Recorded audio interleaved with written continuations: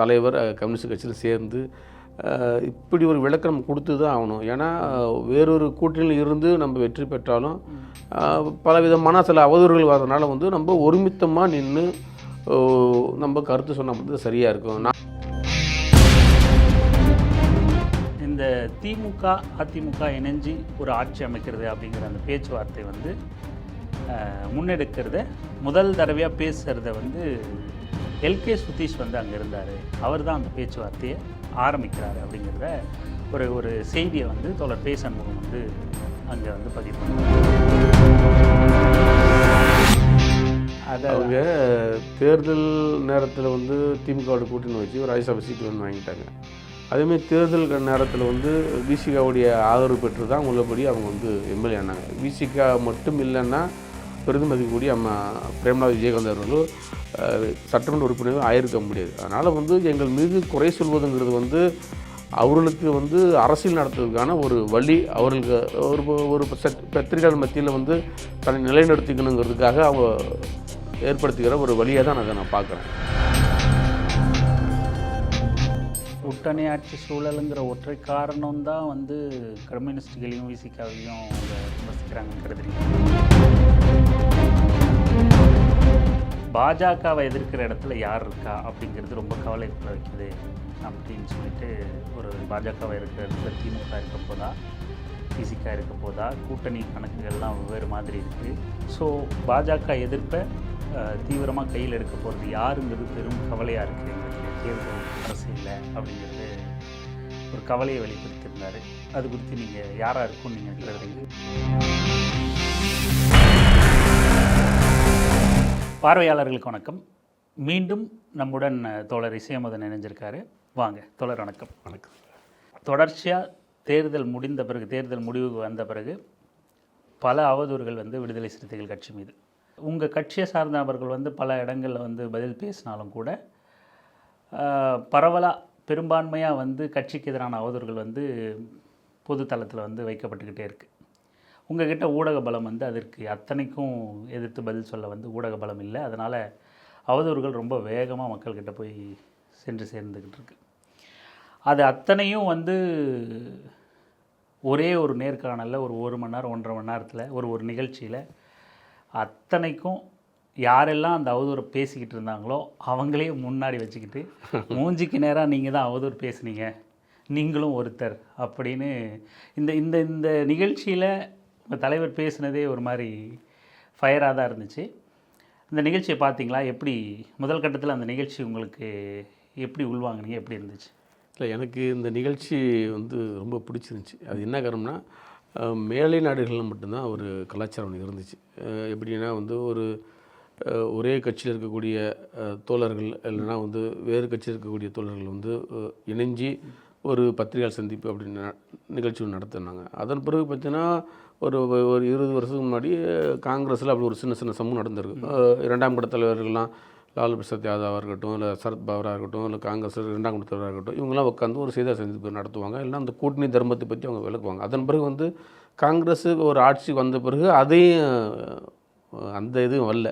அதன் பிறகு மீண்டும் தலைவர் கம்யூனிஸ்ட் கட்சியில் சேர்ந்து இப்படி ஒரு விளக்கம் கொடுத்து தான் ஆகணும். ஏன்னா வேறொரு கூட்டணியில் இருந்து நம்ம வெற்றி பெற்றாலும் பலவிதமான சில அவதூறுகள் வர்றதுனால வந்து நம்ம ஒருமித்தமாக நின்று நம்ம கருத்து சொன்னால் மட்டும் சரியாக இருக்கும். நான் ஒரு பகுதியை போய் ஒரு கருத்து சொன்னாலும், இல்லை அவர் ஒரு பகுதியை கருத்து சொன்னாலும், அது வந்து மறுபடியும் அது வந்து விவாதமாக பேசக்கூடிய நபர்களுக்கு வந்து அது ஒரு பேசும் பொருளாக போது அவங்களுக்கு தீனி போடுற மாதிரி ஆயிரும். ஆக ஒருமொத்தமாக நம்ம போய் உட்காந்து நம்ம வந்து யாரை நமக்கு எதிராக இருக்கக்கூடிய விவாதம் பண்ணக்கூடிய நபர்களாக இருக்கட்டும், இல்லை நமக்கு எதிராக சிந்திக்கக்கூடிய மக்களாக இருக்கட்டும், நமக்கு விரோதமாக பார்க்கக்கூடிய மக்களாக இருக்கும், அவங்கள்ட்ட நம்ம வந்து சில கோரிக்கைகள் நம்ம அவங்க என்ன வச்சுருக்காங்களோ அதுக்கு நம்ம ஒரு தீர்க்கமாக ஒரு பதில் சொல்லிட்டோம்னா இது நல்லா இருக்குன்றதை நேற்று வந்து அழகாக உட்காந்து 4 தலைவரும் உட்காந்து அழகாக எப்படி நாங்கள் திமுக கூட்டணியில் வந்தோம், திமுக கூட்டணி எதனால் நாங்கள் டிவிக்கு வந்தோம், அதனால் எதனால் எங்களுக்கு எந்தெந்த பரிசு வந்துச்சு, என்ன நடந்துச்சுங்கிறது ரொம்ப விழாவரை சொல்லிட்டாங்க. இதுக்கு மேலே வந்து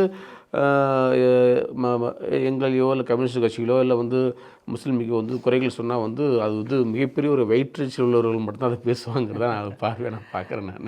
நீங்கள் சொன்னது உண்மைதான். மேலை நாடுகளில் மட்டுமே பார்த்துக்கிட்டு இருந்த அது ஒரு பண்பாடு 2 எதிர் துருவங்கள் வந்து மேடையில் நின்று பத்திரிகையாளர்களோட கேள்விக்கு, மக்களோட கேள்விக்கு பதில் சொல்கிற அந்த பண்பாடு இருக்குல்ல, அது வந்து இன்றைக்கி இங்கே அதை வந்து தொடர்ச்சியாக குறிப்பாக தேர்தல் முடிவுக்கு பிறகு வந்து விடுதலை சிறுத்தைகள் கட்சியும் இடதுசாரிகளும் வந்து இணைஞ்சு பத்திரிகையாளர்களை சந்திக்கிறது, இணைஞ்சு முடிவெடுப்போம்னு சொல்கிறது, ஒரு பெரிய ஆரோக்கியமான அரசியலாக, ஒரு பெரிய மாற்றத்தை நோக்கி நகர்ற அரசியலாக வந்து நம்ம கவனிக்க முடியுது. இன்றைக்கும் இதை ஒரு கொள்கை உறுதியோடு இருக்கக்கூடிய இடதுசாரிகளாக இருக்கட்டும், விடுதலை சிறுத்தைகள் கட்சியாக இருக்கட்டும், ஐஎம்எல்லாக இருக்கட்டும், இவங்களால தான் இதை வந்து சாத்தியப்படுத்த முடியுது. ஒரு நல்ல உதாரணமாக வந்து நமக்கு முன்னாடி நிற்கிறாங்க இவங்க 4 பேரும். ஏன்னா கொள்கை உறுதி இல்லாமல் சந்தர்ப்பத்துக்கு ஏற்ற மாதிரி அரசியல் செய்யலாம் அப்படிங்கிற நாம் தமிழர் கட்சி மாதிரியான கட்சிகள் வந்து இன்றைக்கி இப்படியான ஒரு கடுமையான காலகட்டத்தில் வந்து காணாமலாக்கப்பட்டிருக்கு. ஸோ இளைஞர்களுக்கோ இல்லை எதிர்கால சந்ததியினருக்கோ அரசியல்னா என்ன, எந்த வழியை நம்ம தேர்ந்தெடுக்கணும் அப்படிங்கிற ஒரு வழிகாட்டியாக இன்றைக்கி அந்த நிகழ்ச்சியில் குறிப்பாக நம்ம புதிய தலைமுறைக்கு நன்றி சொல்லணும்னு நினைக்கிறேன். உங்கள் சார்பாக நான் சொல்லிக்கிறேன் நன்றி சொல்லணும்னு நினைக்கிறேன். தமிழ்நாட்டுக்கு இளைஞர்களுக்கு ஒரு வழிகாட்டுறது இருக்குல்ல, இந்த அரசியல் தான் எடுபடும் எத்தனை பெரிய நெருக்கடியான சூழல் வந்தாலும் அப்படின்னு சொல்லிட்டு, அதுக்கு உதாரணமாக வந்து ஒரு ஒரு சீனப்பெருஞ்சுவர் மாதிரி 4 பேரும் அங்கே உட்காந்துக்கிட்டு ரொம்ப ஒற்றுமையாக, கொள்கை ஒற்றுமையாக வந்து பதில் சொன்னது வந்து பார்க்கவே சிறப்பாக இருந்துச்சு. ரொம்ப தெளிவான விளக்கமாக இருந்துச்சு. அவ்வளோ பெரிய தலைவர்கள் அங்கே பேசி விளக்கம் கொடுத்ததை தாண்டி அதை நாம் விளக்குறதுக்கு ஒன்றும் இல்லை அப்படின்னாலும் கூட, சில விஷயங்களை அவங்க தொட்டும் தொடாமல் போனதை நம்ம இன்னும் கொஞ்சம் கூடுதலாக கவனிக்கலாமே அப்படிங்கிறது தான் இந்த நேர்காணலோட நோக்கமாக நம்ம எடுத்துக்கிட்டோம். இப்போது அதில் வந்து ஒரு பத்திரிகையாளரோட கேள்விக்கு வந்து தோழர் பே. சண்முகமும் தோழர் திருமாவும் வந்து பதில் கொடுக்குறாங்க. அதில் இந்த திமுக அதிமுக இணைஞ்சு ஒரு ஆட்சி அமைக்கிறது அப்படிங்கிற அந்த பேச்சுவார்த்தை வந்து முன்னெடுக்கிறத முதல் தடவையாக பேசுகிறத வந்து எல்கே சுதீஷ் வந்து அங்கே இருந்தார், அவர் தான் அந்த பேச்சுவார்த்தையை ஆரம்பிக்கிறார் அப்படிங்கிறத ஒரு செய்தியை வந்து தோழர் பே. சண்முகம் வந்து அங்கே வந்து பதிவு பண்ணுறார். இதை எதுக்கு நம்ம குறிப்பாக கேட்குறோம் அப்படின்னா, பிரேமலதா ஒரு 10 நாளைக்கு முன்னாடி பத்திரிகையாளர் சந்திப்பில், அவங்க கட்சியோட கூட்டத்தில், அதனோட பத்திரிகையாளர் சந்திப்பில் பிரேமலதா விஜயகாந்த் வந்து மிக நேர்மையானவர்கள் நாங்கள் தான், மிக உறுதியான கொள்கை கொண்டவர்கள் நாங்கள் தான், சோஃபாக்கு விலை போகாதவர்கள் நாங்கள் தான், நாங்கள் உறுதியாக இருக்கோம், நாங்கள் நினச்சா துணை முதலமைச்சர் கூட ஆயிருக்க முடியும், இருந்தாலும் வேணான்னு கொள்கை உறுதியோடு இருக்கோம் அப்படின்னு சொல்லிட்டு அப்படி லேசாக விடுதலை சிறுத்தைகள் கட்சியை சீன்றது மாதிரி பேசியிருந்தாங்க. ஆனால் இன்றைக்கி அம்பலப்பட்டு போயிருக்காங்க. அதை அவங்க தொட்டும் தொடாமல் போயிருந்தாலும் கூட ரொம்ப கவனிக்க வேண்டிய பிரச்சனையாக நம்ம இதை கருத வேண்டியதாக இருக்குது. அம்பலப்பட்டு போயிருக்காங்க. ஏன்னா இந்த பேச்சுவார்த்தையை கொள்கை உறுதியெல்லாம் அப்புறம் இருக்கட்டும் அப்படின்னு, ஆட்சி அமைக்கிறது தான் முக்கியம் அப்படின்னு, திமுக அதிமுக சேர்ந்து ஆட்சி அமைக்கணும் அப்படிங்கிற ஒரு பேச்சுவார்த்தையை முன்னெடுத்ததில் எல்கே சுதீஷ் அங்கே முதன்மையாக இருந்தார் அப்படிங்கிறது நம்ம கேட்க அதிர்ச்சியாக இருந்துச்சு. இதை நீங்கள் எப்படி பார்க்குறீங்க? இது எனக்கும் ரொம்ப பெரும் அதிர்ச்சியாக தான் இருக்குது. இது ஏன் இப்படி இந்த வார்த்தை சொல்கிறேன்னா, தேமுதிக கட்சிங்கிறது வந்து மறைந்த நான் பெரிதும் மதிக்கக்கூடிய கேப்டன் அவர்களால் உருவாக்கப்பட்டது கட்சி. அந்த ரசிகர்களாக இருக்கட்டும், அவர் தொண்டர்களாக இருக்கட்டும், அவருக்காக மட்டும்தான் அந்த கட்சி தொண்டர்கள் இருந்தாங்க. ஆனால் அவர் வந்து இன்று கடவுள் இருக்கக்கூடிய இடத்துக்கு அவர் போயிட்டார். அவரை நம்ம வந்து எப்பயுமே நம்ம புகழ் வணக்கம் நம்ம அவருக்கு நம்ம செலுத்துவோம். இருந்தாலும் அவர் போன பிறகு தேமுதிக வந்து மக்கள் தொண்டர்கள்ங்கிறது காலியான கூடாரமாக தான் இருக்குது. அவங்க இப்படி ஒரு வார்த்தைகள் பேசும்போது எங்களுக்கு கொஞ்சம் நெருடலாக தான் இருக்குது. ஏன்னா அவங்க வந்து பிஜேபியில் வந்து பெரிய ஒரு அங்கமாக இருக்கிறாங்க. அவங்க அதிமுகவில் மிகப்பெரிய அங்கமாக இருந்தாங்க. ஆனால் அவங்களுக்கு அதிமுகலையும் அவங்க எதிர்பார்த்த ராஜ்யசபா சீட்டு கிடைக்கல. அவங்க மறுபடியும் பிஜேபியில் அவங்க ஒரு கூட்டணி வச்சாங்க. அந்த இடத்துலையும் அவங்களுக்கு வந்து ஒரு ராஜ்யசபா எம்பி அவங்களுக்கு கிடைக்கல. அதனால் திமுகவுக்கு வந்த ஒரு ராஜ்யசபா சீட்டு கிடைக்குமோங்கிறதுனால திமுக வந்தாங்க, அவங்களுக்கு ஒரு ராஜ்யசபா சீட்டு கிடச்சிருச்சு. இருந்தாலும் வந்து கைப்பழக்கம் விடாதுன்றது மாரி அவங்களுக்கு வந்து நாப்பழக்கம் விடாதுன்ற அந்த சொல் விடாதுங்கிற மாரி இப்போ ஒரு இக்கட்டான சொல் வரும்போது அவங்க கிட்டத்தட்ட வந்து ஒரு 15 வருஷமாக பிஜேபி தொடர்பில் இருக்கிறாங்க, நம்ம உங்கள்கிட்ட பேசி பார்க்கலாமாங்கிறது ஒரு ஐடியா கொடுத்துருக்கும்போது, இது மதசார்பற்ற முற்போக்கு கூட்டணியை கலைக்கக்கூடிய சக்தியை அவர்கள் தான் செய்தார்களாங்கிறது ஒரு ஐயம் எங்களுக்கு உள்ளபடியே இருக்குது. ஏன்னா ஒரு பக்கம் ரஜினிகாந்த் மேலே சொல்கிறாங்க, இவரை தான் வந்து செஞ்சாங்க அப்படின்னு சொல்கிறாங்க.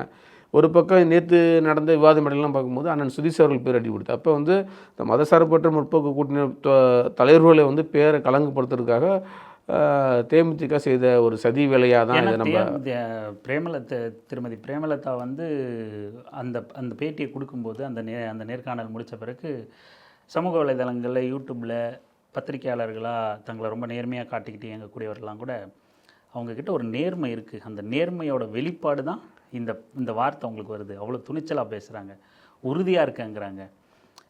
மற்ற ஏன் விடுதலை சிறுத்தைகள் வந்துருச்சு தேர்தலுக்கு அவங்கள திமுகவோட சேர்ந்து தேர்தலை சந்தித்த விடுதலை சிறுத்தைகள் கட்சியெல்லாம் ரொம்ப சாதாரணமாக வந்து தாவேக்கா கூட போயிடுச்சு. ஆனால் பிரேமலதா உறுதியாக நிற்கிறாங்க அப்படின்லாம் பல பேர் வந்து ஃபயர் விட்டுட்டு இருந்தாங்க. ஆனால் இந்த ஆட்சி அமைக்கிறதுக்கு முன்னாடியெல்லாம் வந்து இப்படி ஒன்று நடந்திருக்குன்னு நமக்கு இப்போ தான் தெரிய வருது. ஸோ எவ்வளோ முரணாக இருக்குது, ஆனாலும் தங்களை எவ்வளோ நேர்மையாக அவங்க காட்டிக்கிறாங்க, எவ்வளோ அழகாக பர்ஃபார்ம் பண்ணியிருக்காங்க. ஆமாம், அதை அவங்க தேர்தல் நேரத்தில் வந்து திமுகவோட கூட்டணி வச்சு ஒரு ராஜ்யசபா சீட்டு வந்து வாங்கிட்டாங்க. அதேமாதிரி தேர்தல் நேரத்தில் வந்து விசிகாவுடைய ஆதரவு பெற்று தான் உள்ளபடி அவங்க வந்து எம்எல்ஏ ஆனாங்க. விசிகா மட்டும் இல்லைன்னா நான் பெரிதும் மதிக்கக்கூடிய பிரேமலதா விஜயகாந்த் அவர்களும் சட்டமன்ற உறுப்பினர் ஆயிருக்க முடியாது. அதனால் வந்து எங்கள் மீது குறை சொல்வதுங்கிறது வந்து அவர்களுக்கு வந்து அரசியல் நடத்துறதுக்கான ஒரு வழி, அவர்களுக்கு ஒரு பத்திரிகையாளர் மத்தியில் வந்து தன்னை நிலைநிறுத்திக்கணுங்கிறதுக்காக அவங்க ஏற்படுத்துகிற ஒரு வழியாக தான் அதை நான் பார்க்குறேன். அப்போ நம்ம இதன் மூலமாக என்ன அறிஞ்சிக்கலாம்னா, ஏன்னா தேர்தல் சமயங்களில் கூட பல குற்றச்சாட்டுகள் வந்து தேமுதிக மேலே வைக்கப்பட்டுச்சு. விடுதலை சிறுத்தைகள் கட்சியை புறக்கணிக்கிறாங்க, இல்லை அவங்களுக்கு உரிய மதிப்பு தர மாட்டுறாங்க அப்படிங்கிற மாதிரி திருமதி பிரேமலதா அவர்கள் மீது குற்றச்சாட்டுகள் பரவலாக இருந்துச்சு. தேர்தல் முடிஞ்ச பிறகு ஒரு சீட்டு தான் அவங்க ஜெயித்தாங்க, ஒரு எம்எல்ஏ தான் ஜெயித்தாங்கங்கிறத அந்த சூழலில் வந்து தங்களை பெரிய நேர்மையாளர்களாக காட்டிக்கிட்டு அவங்க இன்றைக்கி அம்பலப்பட்டு போயிட்டாங்க அப்படின்னு வேணால் நம்ம கருதலாமா? இல்லை, கண்டிப்பாக கருதலாம். ஏன்னா இது ஒரு மதசார்பற்ற முற்போக்கு கூட்டணியில் வந்து இவங்க கிட்டத்தட்ட ஒரு 15 வருஷமாக திமுக அதிமுக பிஜேபி கூட்டணியில் இருந்துட்டு இங்கே வந்து மறுபடியும் அதே போல் வந்து இவங்க வந்து சொல்வதுங்கிறது வந்து அதை உள்ளபடி ஏற்றுக்க முடியாது. ஏன்னா திமுகவும் மதசார்பற்ற முற்போக்கு கூட்டணியில் இருக்குது, தலைமை தாங்கிறாங்க. காங்கிரஸும் சரி, கம்யூனிஸ்ட் கட்சி, விசிகா சரி, எல்லாமே இருக்கிறோம். அப்போ இவங்க தேவையில்லாத இடத்துல வந்து ஒரு விதையை போடுற இடத்துல வந்து அந்த விதையை என்ன மரமாக முளைக்க தான் செய்யும். அப்போ வந்து தேவையில்லாத இடத்துல வந்து இவங்க தான் விதை வச்சுருக்கிறாங்க. இதுக்கான இந்த சூழ்ச்சிக்கு காரணம் இவங்களாக தான் இருப்பாங்கங்கிறது அந்த பேட்டியின் மூலமாக தான் நான் தெரிஞ்சுக்கிட்டேன், நம்பலப்பட்டுட்டேன். ஆமாம். அடுத்து ரொம்ப முக்கியமாக பேச வேண்டியது என்னென்னா, திமுக அதிமுக சேர்ந்து ஆட்சி அமைக்க போகுது, உங்கள் தலைவர் திருமா தான் முதலமைச்சர் அப்படின்லாம் வந்துச்சு. 2 சீட்டு வச்சுக்கிட்டு முதலமைச்சர் ஆசையா அப்படின்னு ஒரு பக்கம் விமர்சனம், இல்லை தாவேக்காக்கு வேலை போயிட்டார் அப்படிங்கிற ஒரு பக்கம் விமர்சனம், இப்படின்னு பல அவதூறுகள். இந்த விடுதலை சிறுத்தைகள் கட்சி தாவேக்காக்கு ஆதரவு கொடுத்ததை ஒட்டி பல அவதூறுகள் பலவிதமாக பேசப்பட்டுச்சு. திருமா கூட சொல்லியிருந்தார், 2ஆம் கட்ட தலைவர்கள் ஒரு முக்கியமான சோர்ஸுகள் வந்து எங்ககிட்ட கேட்டாங்க அப்படின்னு சொல்லி முன்னாடியெல்லாம் பேசியிருந்தார். இப்போ சொல்கிறாரு, முன்னாள் துணை முதலமைச்சராக இருந்தவரும் முன்னாள் முதல்வருமே கூட எங்ககிட்ட அப்படி ஒரு அப்ரோச் பண்ணலை. ஸோ ஆனால் நீங்கள் யாருமே பத்திரிகையாளர்களுக்கு நோக்கி கேட்குறாரு, நீங்கள் யாருமே வந்து நான் எங்ககிட்ட பதிலை கேட்டு போய் நீங்கள் எதுவுமே பேசலை, நீங்களாக ஒரு நரேட்டிவ் வந்து செட் பண்ணிக்கிட்டீங்க, நீங்களாக ஒரு அவதூறு பேசுகிறீங்க. ஆனால் முன்னாள் துணை முதலமைச்சர் பேசுனது எங்ககிட்ட இதுதான், அவங்க எங்களோட முடிவுக்கு எதுவும் நாங்கள் இப்படியா முடிவு எடுத்திருக்கோன்னு சொல்லும்போது அதுக்கு அதை பெருசாக எதிர்க்கலை, இல்லை அவங்களோட கருத்துக்களை எதுவும் எங்ககிட்ட சொல்லலை, நீங்கள் பண்ணுங்கள், ஆதரவு கொடுங்க அப்படின்னு தான் சொன்னாங்க. திரு ஸ்டாலின் அவர்களும் அதை தான் சொன்னாங்க. அவங்க எங்ககிட்ட இந்த மாதிரி ஆட்சி அமைக்க போகிறோன்னோ, இப்படி ஒரு முடிவு எடுத்திருக்கோன்னோ அப்படின்னு மற்ற கூட்டணி கட்சிகள்கிட்டையோ இவங்ககிட்டலாம் பேசிட்டோன்னோ, நீங்கள் இப்படி ஒரு முடிவு எடுங்கன்னோ எங்ககிட்ட எதுவுமே சொல்லாமல் மற்ற 2ஆம் கட்ட நபர்கள் பேசினதெல்லாம் வச்சு நீங்கள் இப்படி எங்கள் மீது அவதூறு பரப்பிட்டீங்க அப்படின்னு சொல்லி சொல்கிறாங்க. இது ஒரு புது தகவல் தான் நமக்கு. பல அவதூறுகள் பரப்பப்பட்டிருந்துச்சு, இது ஒரு புது தகவல் தான். அப்படி பேசியிருக்கணும்னு ஒரு வேளை எதிர்பார்க்குறீங்களா விடுதலை சிறுத்தைகள்? இல்லை, அப்படி நான் பார்க்கல. ஏன்னா இது வந்து திமுகவும் அதிமுகவும் சேர்ந்து எங்கள் தலைவருக்கு வந்து உள்ளபடி ஒரு ஆதரவு கொடுத்துருந்தாங்கன்னா அதுக்கு நாங்கள் உள்ளபடி நான் தனிப்பட்ட முறையில் நாங்கள் வரவேற்கிறேன், நான் வரவேற்கிறேன், விசிகாவும் வரவேற்கும். ஏன்னா ஒரு எளிய மக்களுக்காக வந்து 2 திராவிட கட்சியும் சேர்ந்து ஒரு அங்கீகாரம் கொடுக்குறாங்க, அந்த பார்வையில் நான் வரவேற்கிறேன், அதில் எந்த மாற்று கருத்தும் கிடையாது. ஆனால் வந்து எங்கள் தலைவருக்கு எந்த சம்மந்தமும் கிடையாது. திமுகவும் அதிமுகவும் பேசிகிட்டு இருக்கிறாங்க. அந்த செய்தி எப்படி ஒரு பொது வெளியில் வருதுன்னா, மக்கள் மத்தியில் வருது, செய்திகள் வழியில் வருதுன்னா, அப்போ அந்த 2 கட்சிகள் தான் இதுக்கு வந்து உள்ளபடி அந்த செய்திகள் கசை விட்டுருப்பாங்க. அப்போ இந்த எங்கள் மேலே ஏவப்பட்ட அம்புகள் எல்லாமே அவங்களுக்கு போய் சேரக்கூடிய ஒரு கேள்விகளாக தான் நான் இதை நான் பார்க்குறேன். ஏன்னா எங்கள்கிட்ட அவங்க யாருமே பேசலை, எங்கள் தலைவர்கிட்ட பேசலை, மற்ற கம்யூனிஸ்ட் கட்சி தலைவர்கிட்ட யார்ட்டுமே பேசலை. திமுகவும் அதிமுகவும் பேசின அந்த செய்தி உரையாடலில் வந்து மக்கள்கிட்டயோ இல்லை செய்தியாளர்கிட்ட வருதுன்னா அப்போ திமுக தரப்பு வந்து அந்த செய்தி கசிந்திருக்குன்னு நடத்தும், இல்லை அதிமுக தரப்பு வந்து செய்தி கசிந்து நடத்தும். அப்போ விவாதம் பண்ணக்கூடிய சிந்தனைவாதிகள் இவங்க எல்லாமே வந்து திமுக மீது எழுப்பக்கூடிய கேள்வியாக இருக்கணும், இல்லைனா அதிமுக மீது எழுப்பக்கூடிய கேள்வியாக இருக்கணும். இதை இவங்களை தவிர்த்துட்டு எங்கள் மேலே கேள்வி எழுப்புறது ரொம்ப பெரிய வருத்தமாக இருக்குது. அப்போ நாங்கள் இன்னும் அரசியல் ஆகிறது எங்களை வந்து ஒரு அந்த சமயத்தில் கூட எல்கே சுதீஷ் அந்த மாதிரி பேசும்போதெல்லாம் கூட பாமகவோட நாங்கள் இருக்க மாட்டோம், அவங்க இருக்கிற இடத்துல இருக்க மாட்டோம் அப்படிங்கிறது அப்பயும் வெளிப்படுத்தியிருக்காரு. அதை சாட்சியாக தோழர் பே. சண்முகமே. ஆமாம், ஏன்னா ஒரு அதிகாரம் கிடைக்கிற நேரத்தில் கூட எங்களுக்கு இல்லை, அது அதிகாரங்கள் முக்கியம் தெரியும், எங்களுக்கு வந்து கொள்கை தான் முக்கியங்கிறது கூட பாமக அங்கே இருக்கிற இடத்துல இங்கே இருக்கும்போது ரொம்ப தெளிவாக சொல்கிறார். ஆமாம், தெளிவாக சொல்கிறார். அப்போ எந்த அளவில் வந்து நாங்கள் கொள்கையிலும் ரொம்ப உறுதியாக இருக்கிறோம், கோட்பாடு ரொம்ப உறுதியாக இருக்கிறோம்.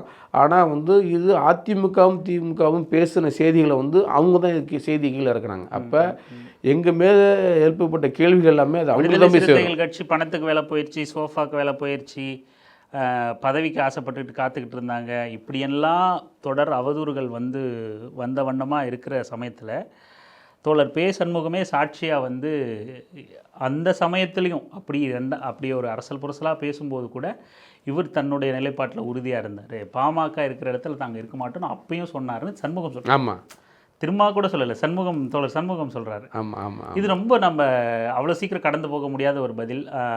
எல்லாரும் ஆனால் அவதூறுகள் பரவிடுச்சு. ஆமாம், அப்போ எந்த இடத்துலேருந்து கோட்பாடு சிந்தனை விலகாமல் அப்படியே இருக்கிறாங்க. அதுதான் அது வந்து வெகுஜன மக்கள் தெரிஞ்சிருக்காங்க. ஆனால் நடுநிலைவாதிகள் அது யாரும் புரிஞ்சிக்க மாட்டேங்கிறாங்க. அதை தான் வந்து அவங்க வந்து காழ்ப்புணர்ச்சியில் வந்து தினமும் ஒவ்வொரு நாளும் விசிகாவை பற்றி தலைவரை பற்றி விமர்சனம் வச்சுட்டே இருக்கிறாங்க.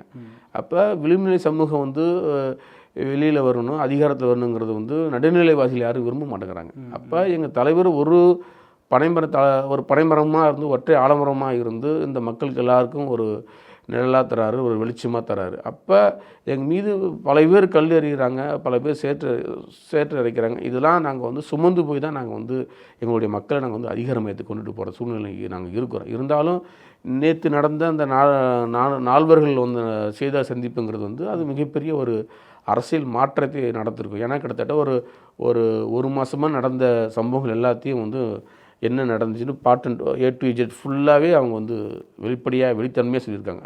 எங்கள் தலைவர் என்ன காலத்துலேயும் ஒரு காலத்துலேயும் ஒரு நேரத்துலையும் போய் பேசவே மாட்டார், என்றைக்குமே பேச மாட்டார். அதேமாதிரி கம்யூனிஸ்ட்வாதியும் பேச மாட்டாங்க, அது இஸ்லாமத்தில் இருக்கக்கூடிய தோழர்களும் யாருமே அப்படி பேசவே மாட்டாங்க. அப்போ ஒரு சத்தியம் நேற்று பேசுனது எல்லாமே சத்திய வாக்காக அவங்க பேசியிருக்கிறாங்க. அப்போ இவ்வளோ தூரம் பேசின பேச்சுக்கெல்லாம் விடைகள் கிடச்சிருக்கு. இனிமேல் அப்படி நடுநிலைவாதிகள் விவாத மேடையில் கலந்துக்கூடிய தோழர்கள் இல்லை வேறு கட்சிக்கு வேலை செய்யக்கூடிய தோழர்கள் இதை பற்றி பேச மாட்டார்கள்ங்கிறது தான் எங்களுடைய குற்றச்சாட்டு அவதூறு எல்லாம் வந்து பொதுவெளியில் பேசினாலும் அதுக்கு ரொம்ப பொறுமையாக நிதானமாக நடந்ததை வந்து ரொம்ப நாகரிகமாக அவங்க நால்வர் வந்து வெளிப்படுத்தினாலும் திமுகவை வந்து எந்த இடத்துலையும் வந்து அவங்க பெருசாக விட்டு கொடுக்கல, எதிரியாக பார்க்கல.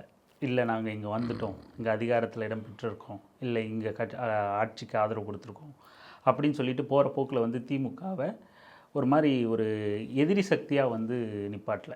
தாவேக்கா கூடவும் கூட்டணி இல்லை அப்படிங்கிறத கூட்டணியில் இல்லை, நாங்கள் வந்து ஒரு மாதிரி விலகி இருந்து ஆதரவு தரோம் அப்படிங்கிற மாதிரி டிட்டாச்சாக இருக்கும் அப்படிங்கிற மாதிரி சொல்லியிருக்காரு.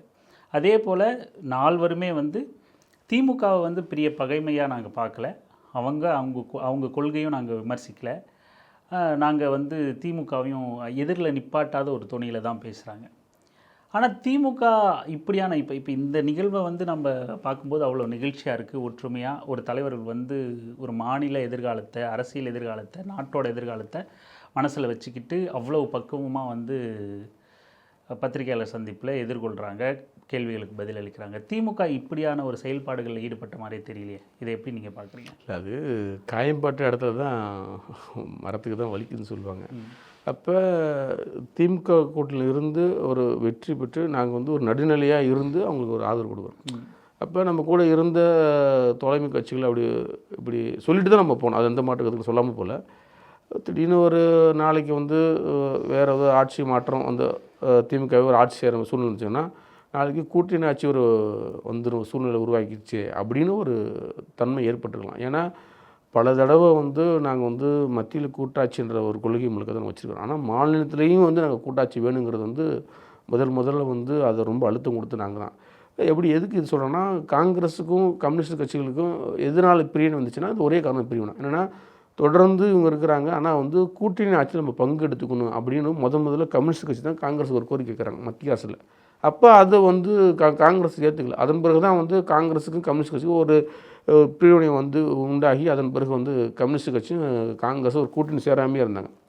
அதே பாயிண்ட் வந்து சென்னை நம்ம தமிழ்நாட்டில் வந்து அந்த ஒரு வந்துருச்சு. அப்போ வந்து மறுபடியும் நாளைக்கு டிவிக்கு ஆட்சி வந்தாலும் இல்லை அண்ணா திராவிட முன்னேற்ற கழகம் ஆட்சி வந்தாலும் திமுக ஆட்சி வந்தாலும் ஒரு கூட்டணி ஆட்சி வந்துடும். இனிமேல் வந்து ஒரு அக்ரிமெண்ட் போட்டாங்கன்னா 10 சீட்டாக இருந்தாலும் 10 சீட்டு எங்களுக்கு ஒரு 2 அமைச்சர், வேற ஏதாவது 10 சீட்டாக அந்த 10 சீட்டு 2 அமைச்சர் அப்படி போகிற ஒரு கட்டாயத்தில் வந்துட்டான். அதுக்கு வந்து தலைவர் அவர் தான் வந்து உள்ளபடி கூட்டணி ஆட்சிக்கு வந்து வழிவகுத்துட்டார். அந்த சூழ்நிலை வந்துருச்சே அப்படிங்கிறது ஒரு சின்ன ஒரு ஐயத்தினால் கூட இப்படி ஒரு சின்ன சங்கடங்கள் அவங்களுக்கு வந்துருக்கலாம் திமுகவுக்கு. மற்றபடி சொல்லிக்கிற அளவுக்கு அவங்க மேலே நாங்கள் கோவப்படலை, அவங்க எங்கள் மேலே கோவப்படலை. இந்த கூட்டணி ஆட்சி வந்துடுற சூழ்நிலை உருவாயிருச்சே அப்படின்னு ஒரு மனபாரம் மட்டும்தான் அவங்களுக்கு இருக்குங்கிறத என்னுடைய பார்வை. கூட்டணி ஆட்சி சூழலுங்கிற ஒற்றை காரணம் தான் வந்து கம்யூனிஸ்டுகளையும் விசிகாவையும் அவங்க விமர்சிக்கிறாங்கன்னு கருதுறீங்களா? ஆமாம், அப்படி தான். ஏன்னா நம்ம சொல்லிட்டு தான் நம்ம வந்தோம். ஆல்ரெடி இப்படி ஒரு ஆதரவு நாங்கள் போய் கொடுக்குறோன்னா நீங்கள் போய் கொடுங்க அப்படின்னு வந்து எங்கள் தலைவரும் சரி அவர் கம்யூனிஸ்ட் தலைவரும் சொல்லி சொல்லிட்டு தான் வந்தாங்க. ஆனால் அந்த ஆட்சியில் பங்குங்கிறது எங்களுடைய முதன்மையான கோரிக்கை. அப்போ நாங்கள் அந்த கோரிக்கையை ஏற்று நாங்கள் எங்கள் தொண்டர்கள் கோரிக்கை ஏற்று எங்கள் தலைவருடைய விருப்பம் இல்லை. ஆனால் எங்கள் தலைவர் வந்து எங்கள் ஆட்சியில் பங்கு எடுக்கிற சூழ்நிலை வந்துருச்சு. அப்போ வந்து காங்கிரஸும் எடுத்துக்கிட்டாங்க, அதே போல் வந்து இந்திய முஸ்லீம் லீக் எடுத்துக்கிட்டாங்க. அதுமேல் இனிமேல் வந்து எந்த ஆட்சியும் மாநிலத்தில் நடந்தாலும் அது கூட்டணி ஆட்சியாக தான் மாறுங்கிறதுல வந்து இதுக்கு ஒரு ஆலமரமாக எங்கள் தலைவர் விதைப்பட்டதுனால வந்து அவங்க திமுக சின்ன எங்களுக்கு ஒரு கோபம் இருக்க செய்யும். அப்படி தான் இதை நான் பார்க்குறோம் இல்லையா. மற்றபடி சமூக நீதி நாங்களும் சமூக நீதி தான் பார்க்குறோம். மதசார்பற்ற நிலைமையிலும் அப்படி தான் இருக்கிறோம். கூட்டிலிருந்து கொஞ்சம் விலகி இருக்கிறோம் இல்லையா. நாங்கள் கூட்டணி விட்டு நாங்கள் போகலை, கூட்டிலேருந்து விலகி தான் இருக்கிறோம். கூட்டணி விட்டு போகிறோங்கிறது வேறு விஷயம், விலகி இருக்கிறது வேறு விஷயம். அது டிவிகே கூட்டில் நாங்கள் போகவே இல்லை. டிவிகே கூட்டிலேருந்து நாங்கள் வந்து ஒரு ஆதரவு நிலைப்பாட்டு தான் அங்கே இருக்கிறோம். அதனால் வந்து கூட்டணி ஆட்சிக்கு வந்து தலைவர் வந்து பாதை வகுத்துட்டாருங்கிறது வந்து அதே போல் கம்யூனிஸ்ட் கட்சியும் பாதை வளர்த்துட்டாங்க, அதேமாதிரி முஸ்லீம் லீக் பாதை வளர்த்துட்டாங்க, காங்கிரஸும் பாதை வளர்த்துட்டாங்க. இனிமேல் வந்து யார் வந்தாலும் இப்படி ஒரு கூட்டணி ஆட்சி வந்துருச்சுங்கிறது ஒரு சின்ன ஒரு ஐயமாக தான் இந்த பார்வையை நான் பார்க்குறேன். நான் இப்போ நீங்கள் இதில் காங்கிரஸையும் சேர்த்து சொன்னதுனால நான் காங்கிரஸுக்கான ஒரு கேள்வி கேட்டுறேன். காங்கிரஸ் மீது எழாத விமர்சனங்களும் தொடுக்கப்படாத கேள்விகளும் வந்து இடதுசாரிகள் மீதும் குறிப்பாக விடுதலை சிறுத்தைகள் கட்சி மீதும் அவதூறு பரப்பப்படுது. அதை எப்படி நீங்கள் பார்க்குறீங்க? இல்லை, காங்கிரஸ் பேரைக்கும் மற்ற ஸ்டேட்டில் எப்படின்னு உள்ளபடி எனக்கு தெரியாது. ஏன்னா நான் தமிழ்நாட்டில் இருக்கிறேன் நான். ஆனால் தமிழ்நாட்டில்ங்கிறது வந்து விடுதலை சிறுத்தைகளும் கம்யூனிஸ்ட் கட்சியிலும் பலங்கிறது ரொம்ப அதிகமாக இருக்குது. அப்போ இவங்க தானே வந்து முன்னெடுத்து போகிறாங்க. அப்போ யாருக்கு பலம் அதிகமாக இருக்குது அவங்க மேலே தானே ரொம்ப வார்த்தையை சார்ந்த போர்கள் நடக்கும். அதனால் வந்து அந்த போர்கள் வந்து நான் அப்படி தான் நினைக்கிறேன். இவங்க தான் இப்படி பண்ணுறாங்க, முற்போக்குவாதி இவங்க தான் இருக்கிறாங்க, ஒரு சிந்தனைவாதி இவங்க தான் இருக்கிறாங்க, ஒரு போர்க்குணம் கொண்ட தோழர்களாக இவங்க தான் இருக்கிறாங்க. அப்போ இவங்க தான் இதுக்கு எல்லாத்துக்கும் வழி வைக்கிறாங்க, பாதை வைக்கிறாங்கன்னு சொல்லி அப்படி ஒரு நிலைமையை வந்து ஏற்படுத்திட்டாங்களே அப்படின்னு வந்து ஒரு பார்வை இருக்கும். காங்கிரஸ் மீது ஏன் இல்லைன்னா அவங்களுக்கு இங்கே பேஸ் இருக்காங்கிறது வந்து அவங்க கட்சி தோழர்கள் தான் சொல்லணும். ஏன்னா எனக்கு கம்யூனிஸ்ட் கட்சி பற்றி நல்லா ஓரளவுக்கு தெரியும், விசிகா பற்றி நான் ரொம்ப ஆய்வு இல்லை அப்படின்னு புரிஞ்சுக்கலாமா? காங்கிரஸ் அது வந்து நம்ம சொல்லக்கூடாதுல்ல. ஏன்னா நம்ம வந்து வேறொரு கட்சியில் இருக்கிற நம்ம இன்னொரு கட்சி நம்ம குறை சொல்லக்கூடாது. இப்போ நம்ம கூட்டணியில் நம்ம இருக்கிறோம், நம்ம குறைவு சொல்ல முடியாது. நாங்கள் ரொம்ப வலுவாக இருக்கிறோம், அதுதான் ரொம்ப ஆழமாக சொல்லணும். காங்கிரஸ் வலுவாக இருக்கா இல்லைன்னு தெரியல, விசிகா ரொம்ப வலுவாக இருக்குது. ஏன்னா ஏதோ ஒரு ஊரில் 1-2 இருப்பாங்களா என்னன்னு தெரியல. ஆனால் தமிழ்நாட்டில் அதிமுக திமுக அதுக்கு அடுத்து இன்றைக்கி வந்து விசிகா தான் ரொம்ப வலுவாக இருக்குது. ஆனால் அதிமுக இன்றைக்கி இல்லை, திமுக விசிகா. நீங்கள் எந்த ஊருக்கு போனாலும் 234 தொகுதியிலையும் வந்து கிளைகள் இருக்கும். அந்த அளவுக்கு வந்து கிளைகள் கொண்ட இயக்கங்கிறது வந்து விசிகா மட்டும்தான். அதனால் எங்கள் கட்சி ரொம்ப வலுவாக இருக்குது. அதனால தான் எங்கள் மீது இப்படி ஒரு போர் குணங்கள் போர் வார்த்தைகள் வந்து தொடுக்கிறாங்கிறது என்னுடைய பார்வையாக நான் பார்க்குறேன் நான் இந்த செய்தியை. சரிங்க தோழர், இறுதியாக ஒரு கேள்வி. ரொம்ப கவலையோடு அந்த நிகழ்ச்சியில் வந்து தோழர் திருமா வந்து ஒரு இது பதிலை சொல்லியிருந்தார். பாஜகவை எதிர்க்கிற இடத்துல யார் இருக்கா அப்படிங்கிறது ரொம்ப கவலை கொள்ள வைக்குது அப்படின்னு சொல்லிட்டு ஒரு பாஜகவை இருக்கிற இடத்துல திமுக இருக்க போதா, விசிக இருக்க போதா, கூட்டணி கணக்குகள்லாம் வெவ்வேறு மாதிரி இருக்குது. இன்றைக்கி பாஜகவோட மாறுவேட நபராக வந்து அண்ணாமலை வந்துக்கிட்டு இருக்காரு. ஸோ பாஜக எதிர்ப்பை தீவிரமாக கையில் எடுக்க போகிறது யாருங்கிறது பெரும் கவலையாக இருக்குது எங்களுக்கு தேர்தல் அரசியலில் அப்படிங்கிறது ஒரு கவலையை வெளிப்படுத்தியிருந்தார். அது குறித்து நீங்கள் யாராக இருக்கும்னு நீங்கள் இல்லை, அது பாஜக எதிர்ப்பு அரசியலுங்கிறது வந்து நாங்கள் தான் எடுத்துகிட்டு கையில். ஏன்னா திமுக கூட வந்து ஒரு வாஜ்பாய் காலகட்டத்தில் வந்து ஒரு இணக்கம் ஏற்பட்டாங்க. இல்லை, விசிகா பாஜக எதிர்ப்பில் உறுதியாக இருக்குது, அதில் மாற்று கருத்து இல்லை. அவங்க பண்பாட்டு தளத்தில் வரும்போதோ தேர்தலில் உங்கள் சக்திக்கு உட்பட்டு நீங்கள் என்ன முடிவு எடுக்கணுமோ அதுக்காக நீங்கள் எத்தனை விலை கொடுத்தும் வந்து பாஜக எதிர்ப்பை முன்னெடுக்கிறீங்க. அதுதான் வந்து மிக முக்கியமான ஒரு கொள்கையாக வச்சுருக்கீங்க. ஏன்னா பாஜக மக்கள் விரோதமாக செயல்படுது, சனாதனத்தை தூக்கிட்டு வருது, அதனால் பாஜகவை எதிர்ப்பது உங்களோட பிரதானமாக இருக்குது. இன்றைக்கி தமிழ்நாட்டோட அரசியல் சூழல் வந்து கணிசமாக மாறி இருக்கு. இன்றைக்கி இடைத்தேர்தலோ இல்லை அடுத்தடுத்து வரக்கூடிய தேர்தல்கள்லையோ இடதுசாரிகளோ விடுதலை சிறுத்தைகள் கட்சியோ ஐயுஎம்எலோ எந்த இடத்துல இடம்பெற போகுது, தாவேக ஆளுங்கட்சியாக இருக்குது அப்படின்னா அதுக்கு எதிர்ப்பில் யார் இருக்க போகிறா, திமுக அதில் முறையாக கவனம் செலுத்துதா அப்படிங்கிற கவலையோடு அதை வெளிப்படுத்தியிருந்தார். முறையாக கவனம் செலுத்துதா, அதிமுக இருக்க போதா அப்படிங்கிறத இப்போ அண்ணாமலை மாதிரியான ஒரு நபரை வந்து இறக்கி விட்டுருக்கும்போது அதை எப்படி கையாள போகிறாங்க அப்படிங்கிறது எல்லாம் வந்து ரொம்ப கவலையோடு பதிவு பண்ணியிருந்தார். இது இது இது குறித்து நீங்கள் என்ன நினைக்கிறீங்கன்னு கேட்குறேன். இல்லை, பிஜேபியுடைய எதிர்ப்புங்கிறது வந்து விசிகா மட்டும், அது எந்த மாற்று கருத்தும் கிடையாது. விசிகாவுடைய கொள்கையை ஏற்றுக்கொண்ட சில இயக்கங்கள்லாம் உண்டு, சில கட்சிகள்லாம் உண்டு. இப்போ கம்யூனிஸ்ட் கட்சி எங்களுக்கு பார்த்தீங்கன்னா ரொம்பலாம் இருக்காது, 1-2 விஷயங்கள் மட்டும்தான் இருக்கும். அந்த ஈழத்தமிழ் விஷயம் மட்டும்தான் கம்யூனிஸ்ட் கட்சி எங்களுக்கு இருக்கும். அது கூட இப்போ அவங்க ஓரளவு மாற்றம் பண்ணிட்டாங்கன்னு தான் நினைக்கிறேன். அப்போ கம்யூனிஸ்ட் கட்சியுடைய சிந்தனைவாதிகள் இருக்கும். அதே போல் வந்து அண்ணன் விஜய் அவர்களும் வந்து அது பிஜேபிக்கு எதிராக தான் இருப்பாருங்கிறத என்னுடைய பார்வையை நான் பார்க்குறேன். நான் அதே போல் திமுகவும் அப்படி ஒரு சூழ்நிலையில் இருக்கும் அப்படிங்கிற ஒரு இயக்கம் உள்ளபடி இருக்குது. ஏன்னா திமுகவும் வந்து பிஜேபிக்கு எதிராக இருக்கணுங்கிறதான் என்னுடைய பார்வையாக இருக்குது. இல்லை, அப்படி இல்லை, தாவேக்கா ஒரு ஆளுங்கட்சியாக மாறிடுச்சு. இப்போ இருமுனை போட்டின்னா உள்ளபடியே அதிமுகவை கிட்டத்தட்ட சதைச்சிட்டாங்க. இன்றைக்கி அடுத்து திமுகவும் அதிமுகவும் கூட்டணி வைக்க போதோ அப்படிங்கிற சூழலை நோக்கி நகர்ந்துருச்சு. அப்போது இருமுனை போட்டியாக இப்போ உள்ள சூழலுக்கு வந்து திமுக தாவேக்கா கூட்டணி அப்படிங்கிற மாதிரி மாறிடுச்சு. அடுத்து இப்போ ஆளுகிற அரசாக தாவேக்கா இருக்கிறதுனால அடுத்து வர அண்ணாமலையும் அதே தான் வந்து பேச போகிறார், தாவேக்காவை தான் எடுத்து பேச போகிறார். திமுக தாவேக்காவை தான் எடுத்து பேச போகிறார். குறுக்க இந்த கௌசிக்கு வந்தா அப்படிங்கிற மாதிரி பாஜக அண்ணாமலையை இறக்கி விட்டுருக்கு. அண்ணாமலையும் தாவேக்காவை எதிர்க்க போகிறார் ஆளுங்கட்சி அப்படிங்கிறதுனால. திமுகவும் தாவேக்காவை எதிர்க்க போகிறாங்க. இங்கே குறுக்கால வர இந்த அண்ணாமலையை பாஜகவோட அடியால் யார் எதிர்க்க போகிறா, பாஜகவோட அணி அப்படிங்கிற பேரில் இங்கே பல பேர் வந்து மறைமுகமாக இருந்தவர்கள்லாம் வெளிப்பட தொடங்கிட்டாங்க. ஸோ அது எப்படி நிகழப்போகுது? அது நான் இது வந்து 2 பார்வையாக பார்க்குறேன். ஒன்று எப்படின்னா, டிவிக்கே வந்து எதிர்க்கிற அதிமுகவும் திமுகவும் அப்படி சூழ்நிலை இருந்துச்சுன்னா அவங்க வந்து ஒரு கட்டத்தில் பிஜேபியுடைய ஆதரவு போடுறதுக்கு கூட வாய்ப்புகள் இருக்கலாம், இல்லாமல் கூட போகலாம். அவங்களுடைய மனநிலை நமக்கு தெரிஞ்சுக்க முடியாது. திமுக ஆமாம், போகலாம், தெரிஞ்சுக்க முடியாது. ஏன்னா இவங்க கூட்டணியே இப்போ சேர்ந்து ஆட்சி செய்யலாம்னு சொன்னவங்க வந்து நாளைக்கு எப்படின்னா அவங்களுடைய நிலைப்பாட்டை மாறலாம். அதை நம்ம எப்படியும் ஏற்றுக்க முடியாது.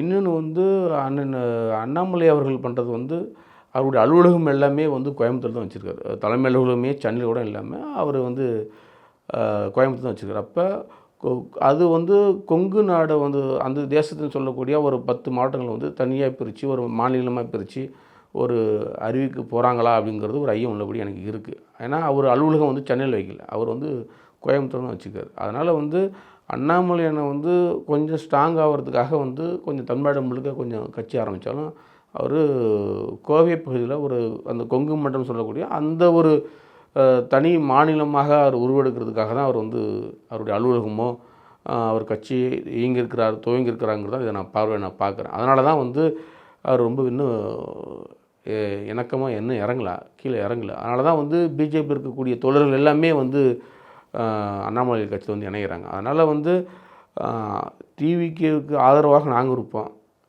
பிஜேபி எதிர்ப்பாகவும் நாங்கள் இருப்போம், எங்களுக்கு ஆதரவாக டிவிக்கு இருக்கும். அண்ணாமலைக்கு எதிராக வந்து அவர் பிஜேபிக்கு ஆதரவாக இப்போ பேச மாட்டார். ஏன்னா அவர் அண்ணா கொள்கையை ஏற்றுக்கொண்டு பேசுவார், அவர் அப்துல் கலாமுடைய கொள்கையை ஏற்றுக்கொண்டு பேசுவார். அதனால் வந்து அவருடைய அது பாஜகவின் பிடிஎம்மாக தான் உள்ளபடியாக நான் பார்க்குறேன். அப்படி ஒரு சூழ்நிலை ஏற்பட்டுச்சுன்னா அண்ணன் அண்ணாமலை அவர்களையும் அவரை எதிர்ப்பு அரசியல் நாங்கள் உள்ளபடியே நாங்கள் வந்து எதிர்த்து நாங்கள் உள்ளபடியே போராடுவோம். மக்கள் வந்து இது வந்து ஒரு சாதிவாதிய அற்ற ஒரு அண்ணாமலைன்னா அவர் பண்ணலங்கிறது வந்து நாங்கள் உள்ளபடியே நாங்கள் பார்ப்போம். சரிங்க தோழர். ரொம்ப மகிழ்ச்சி. இவ்வளோ நேரம் பல கேள்விகளுக்கு ரொம்ப நிதானமாக ரொம்ப விரிவாக பதில் சொல்லியிருக்கீங்க. மீண்டும் ஒரு சந்தர்ப்பத்தில் சந்திக்கலாம் தோழர். நன்றி.